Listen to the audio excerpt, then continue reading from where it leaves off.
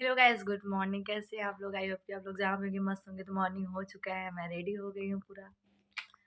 और यहाँ पे फल वगैरह सब काट गया क्योंकि प्रसाद बांटा जाता है वहाँ पे। तो मैं रेडी हो गई हूँ। मैं कैसी लग रही हूँ आप लोग कमेंट करके ज़रूर बताइएगा। तो अब हम लोग चल रहे हैं घाट पे। घाट पे भी अंधेरा होगा, अभी इतना उतना उजाला नहीं होगा। परी भी तैयार होगी। हमारे यहाँ सब येलो पहन के जाएंगे इतनी टाइम। तो कैसी लग रही है परी? ब्यूटीफुल लग रही है। तो लिपस्टिक में हो रहेगा।